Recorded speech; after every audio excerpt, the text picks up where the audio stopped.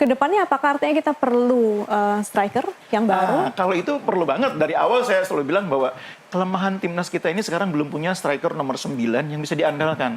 Sekarang kita sudah dapat striker nomor 9 tapi usianya masih sangat muda. Jens Ravan yang main di timnas U20.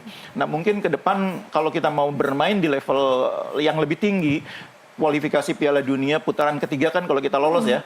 Kita menurut saya kalau nggak punya striker nomor 9 agak berat juga nanti bersaing dengan tim-tim Asia Barat. Harus punya nomor 9. Dan siapa tahu kalau bisa dapat Martin Paes juga, kiper kita yang sudah jadi WNI tapi masih bermasalah di CAS. Nah, Filipina nih Bung. Tadi dikatakan ada beberapa pemain juga yang bisa harus diperhatikan juga begitu ya oleh tim Garuda.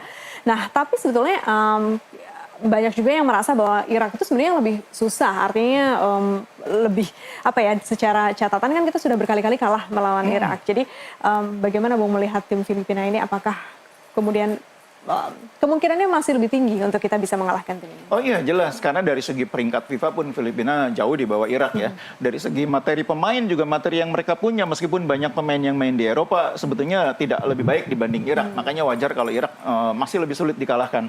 Nah kemarin yang menarik seperti yang saya bilang, Filipina semakin banyak menggunakan pemain yang berlatar belakang Eropa. Yang kita sebut katakanlah pemain diaspora atau pemain naturalisasi. Dan itu memberikan efek terhadap kepercayaan diri mereka yang lebih tinggi. Sama sebetulnya berarti dong sama tim Garuda. Jadi bedanya kan mereka ini rata-rata kan bermain di beberapa klub yang tidak terlalu tinggi levelnya ya, tapi sudah main di level senior. Kalau kita nih ada beberapa pemain yang pemainnya masih main di level usia muda seperti Varjener, Rafael Strijk. Sebetulnya mereka lebih lebih bagus dari sisi pengalaman.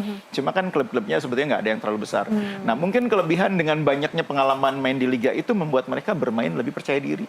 Itu tadi yang ditunjukkan ketika melawan Vietnam, mereka main percaya diri. Vietnam itu kan mainnya sangat cepat, sangat kuat pressingnya, tapi mereka tidak panik dan bahkan sempat menyamakan kedudukan sampai 2-2 sebelum kalah di menit akhir, menit ke-95.